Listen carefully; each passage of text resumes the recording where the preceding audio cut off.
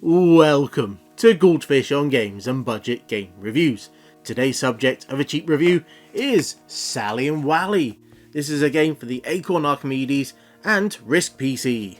Now if we check out the back, we find screenshots of the game that shows it's some form of platformer. And the story is that Sally and Wally are lovebirds. They've just come back from their honeymoon. But they find their new treehouse has been infected with creepy crawlies and bugs. So you've got to go out there and get rid of them. And you can do this in 2-player mode. You can do it from the hard drive. There's over 100 levels of very animated fun. It also requires 2 megabytes of RAM, which must mean it's amazing, and it's also RiscPC compatible. Inside the box, we get the game on a single floppy disk. We get a manual, which is a bit light, but it has everything you need to know, really. We get a registration card, and we also get a catalogue, which seems to be much higher quality than the rest of the manuals. So, yeah. And look, there we go. There's our game, Sally and Wally. Looks like they did a few other games, which we might have to check out. So, let's try it out, shall we? Being an Acorn game, we can't just start it up. We first have to launch it, which will then go check to make sure the floppy disk is in the drive for its copy protection, and then we can actually change some of the settings from its icon. Once we're ready, then we can launch it.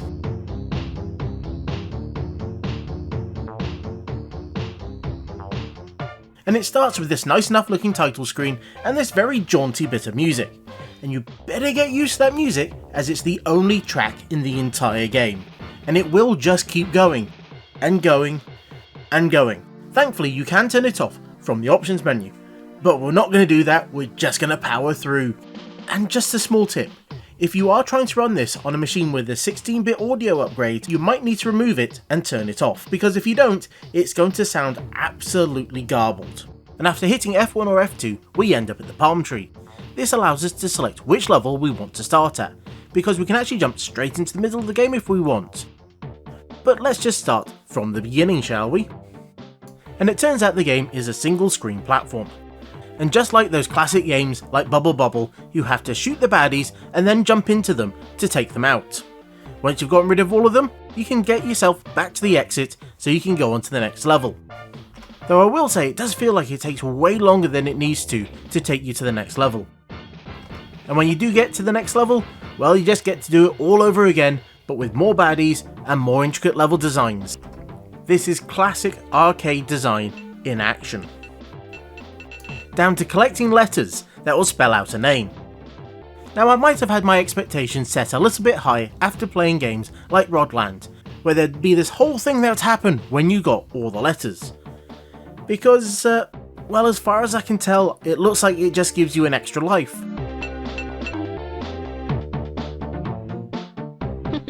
And if you've already got the maximum of the 3 lives, then thankfully it does actually add it, even if it doesn't show it on the UI.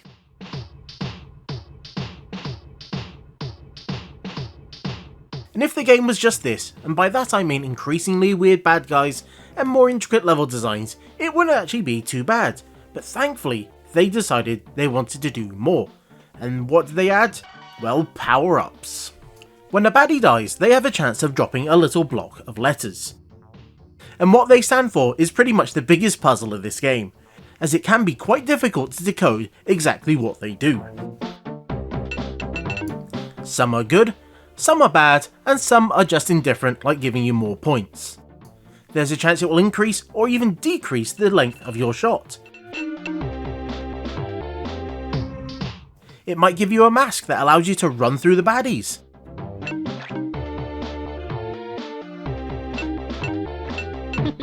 There's a fireball that will kill on impact rather than stunning. There's even one that will teleport you back to the exit, which can be useful at the end of a level, but midway it's a real pain.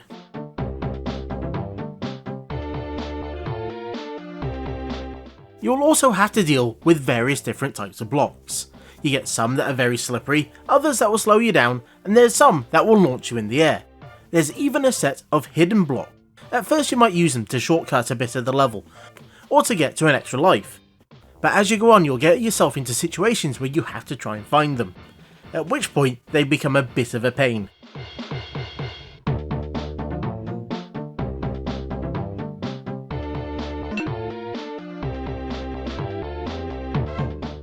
Now, as you might be able to tell, or possibly not tell in this instance, there isn't much in the way of sound effects.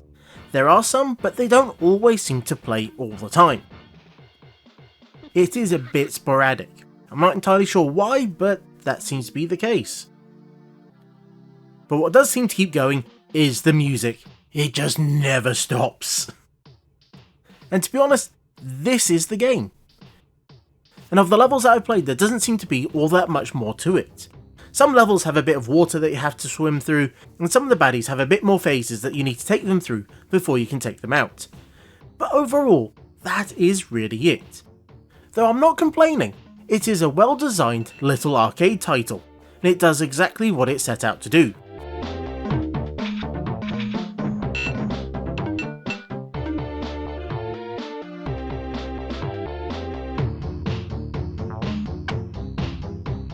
So this might not be the game that makes you go out and buy an Acorn Archimedes, but if you do happen to have one, this is a fun little title that you can mess around with. So until next time, I've been the Goldfish, that was two birds that weren't afraid of no bugs, and this was Goldfish on Games. Thank you for watching this budget game review, I do hope you enjoyed it. And if you've got memories of this game, good or bad, I'd love to hear about it down in the comments. And if you really enjoyed the video, then there's buttons below that you know what to do with. Or if you're not sure yet, then there's 2 other videos on screen that you can check out right now.